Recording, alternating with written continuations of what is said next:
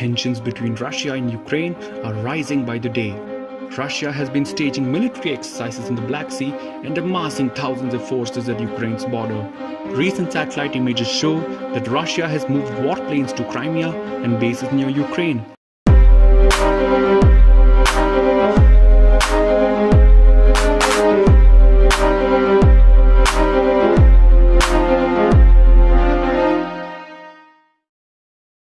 To understand what's brewing between the two countries and why Russia is trying to maintain its military presence in Ukraine's border, we have to go back to the 1990s.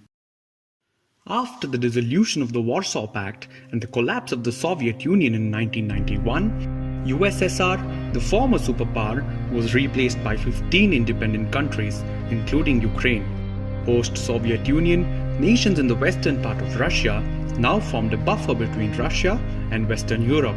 In the following years, things started to change when the former Warsaw Pact members and a few post-Soviet nations started showing their interest towards the West by joining the NATO or the EU. By 2009, every single former member of the Warsaw Pact, except Russia, was now part of the NATO. Looking at this map, you can see how the influence of NATO in Eastern Europe increased from 1949 to 2009. This means that the American troops can now be stationed a few hundred miles from Moscow in Poland and the Baltic states. Now talking about Ukraine, they would like to join hands with Western Europe, but are being held at arm's length because of their geographic proximity to Russia. If Ukraine joins the NATO, American troops can be stationed closer to the Russian borders, and Ukraine could even host the NATO naval base in Black Sea. This is definitely not acceptable to the Russian President Vladimir Putin. This means that NATO membership to Ukraine can spark a war. In November 2013, Viktor Yanukovych, a pro-Russian president, declined to sign an association agreement with the European Union, a treaty that had been in development for several years and one that Yanukovych had earlier approved of. He instead favored closer ties with Russia, thus sparking protests in Ukraine.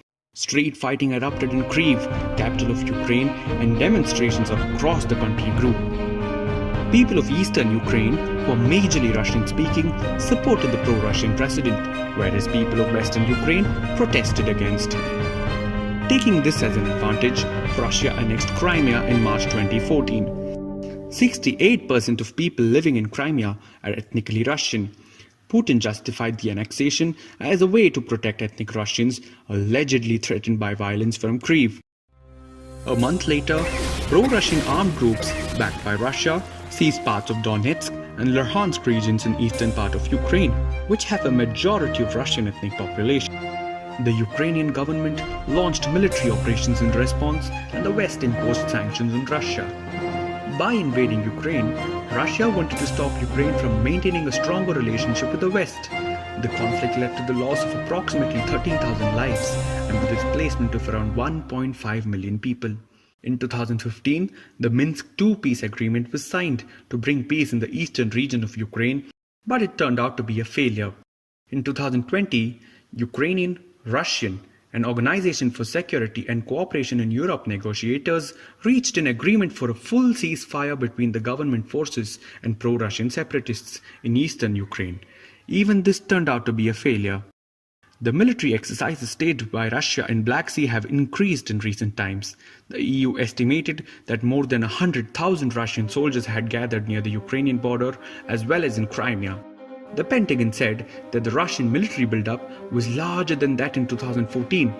Russia's defense ministry ordered some of its troops to begin withdrawing from the Ukrainian border in a move that could help de-escalate tensions with Kyiv and the West. Still, the tensions between the two nations can turn into a major war.